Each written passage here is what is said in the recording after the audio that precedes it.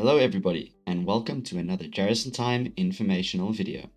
In the following video, we'll be taking a look at correcting missing clockings. Once we have logged into Jarrison Time, we head over to the icon bar and use the employee list to select an employee that we know has a missing clocking. Then we head to the daily details icon and click on that.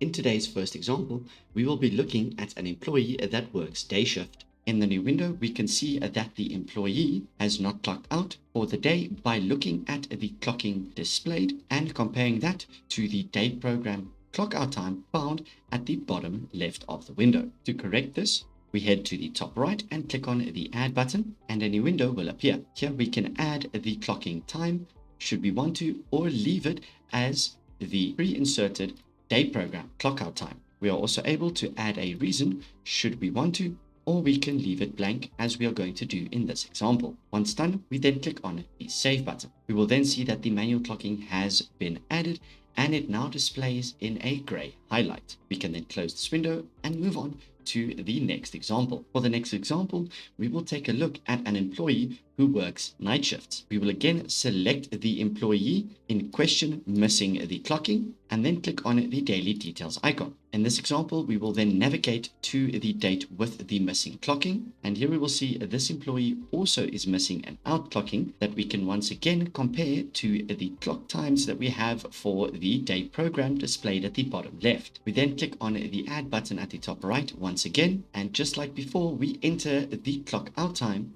and add a reason should we want to. But this time we have an extra checkbox that now displays. This is the add into next day option. This option is very important because if it is not ticked, the clock will be added to the same day as the clock in time and the day program will not calculate correctly. We will then tick the checkbox and click on save. Now that we have ticked this option, the clock that we are now adding will be seen as clocked on the following day but display on the same day as the clock in time. And the day program will then calculate correctly. Now that we have the clock displayed here, we will see that there is a greater than sign. This is the indication that this clock happened on the following day, but displays on the current selected day. Now that we are done with adding the clockings, we can then close the window and go on working with Jarrison Time. That will be all for this video. For related content, check the description below. Thank you for watching and goodbye.